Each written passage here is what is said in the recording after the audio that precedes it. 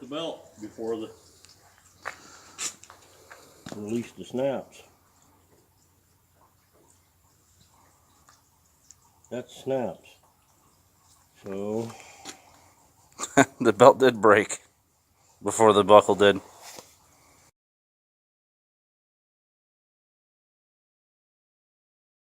this again, we had to put a pair of pliers on the belt because the belt failed before the buckle did.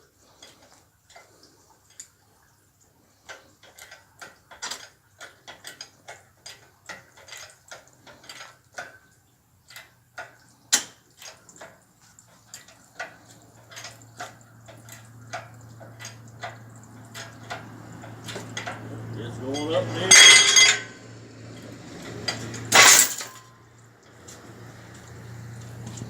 Ooh, yeah, that belt's not looking good. It really stretched it. No, look, that's why it fell, because it ripped. Yep, the belt ripped. The belt will fail before the buckle. Okay, I want to show you how durable the finish is. This buckle that I'm wearing, I have been wearing for over a year, and I do construction work. I'm constantly picking up things and rubbing against it, and as you can see, although it's scratched, it's still a nice looking buckle. And now what I'd like to do is we've got these buckles, and we're going to skip them. One's engraved, one's a full color sublimation. We're going to skip them across the asphalt and see what kind of damage gets done.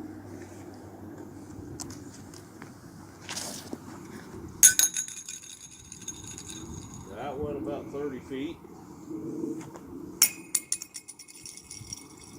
That went 30 feet.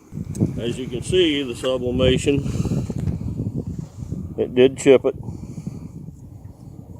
because it's just like paint. It's more durable than a car finish, but it still can be scraped and cut. Now, as far as the engraved one, you see there's chips and scratches on the stainless steel, which is nothing, is completely impervious to damage. But you can see the engraving is not touched. And that is actually the round portion that should have been taking a lot of the hits. The same with the sublimation. You're just the edges.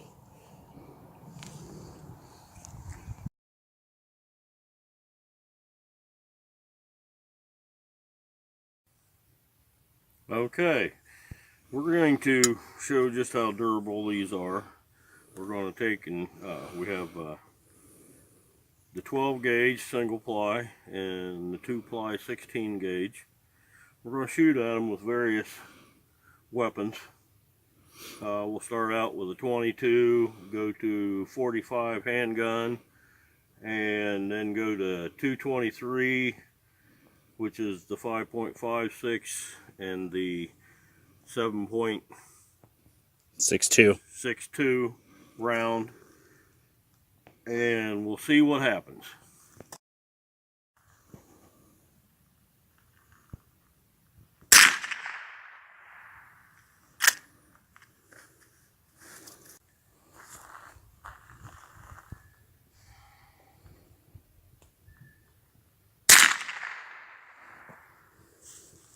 That was the 22.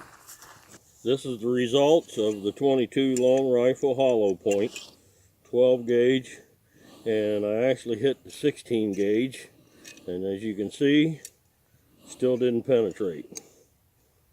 Pretty durable steel there. So now we're going to try the 45 pistol. 45 ACP. I hit it that time. Let's go ahead and see if I can shoot this one. It's shooting left also. Yep. Wow! Jeez, that thing took off. 12 gauge after a 45 caliber RCP. Hit it here on the side. Bent it, didn't penetrate. Same thing with the the 2-ply. It really bent it, but it did not penetrate at all. So let's see what rifles do to it.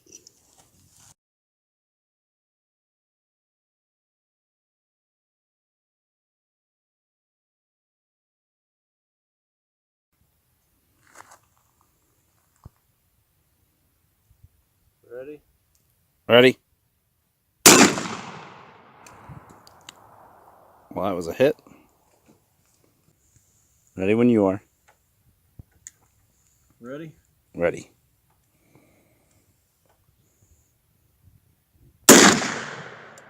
That looked like a hit. I could hit it that time. Alright, 223 ball round penetrated the 2-ply 16 gauge, but did not penetrate the single gauge 12-ply. We're going to try the 223 penetrator rounds. We already know we can penetrate a 2-ply 16 gauge. Let's see if we can penetrate with the penetrator rounds a 12 gauge single ply.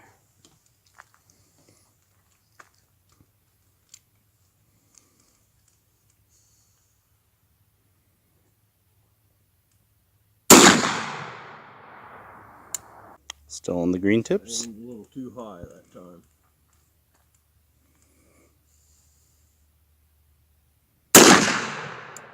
That looked like that penetrated. Good. This is the results of shooting. This is the 12 gauge single ply with a 223 penetrator round. And the top hole is the 223 penetrator round, where the bottom was a 223 ball round.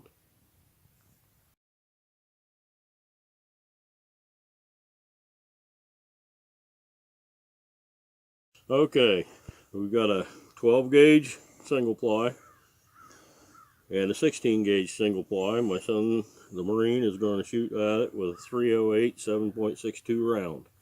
I'm recording. Alright, let's try it from the standing first.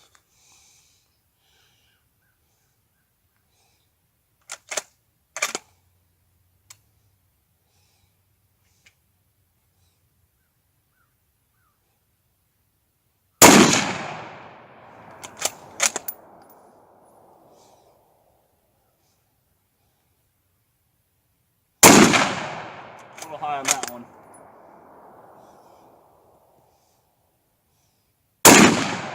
As you can see, these buckles are not indestructible. But it takes a weapon or a welder or a cutting torch or a grinder to do any damage to them. This was the 308 with 7.62 round. Both of them penetrated. And that concludes this video.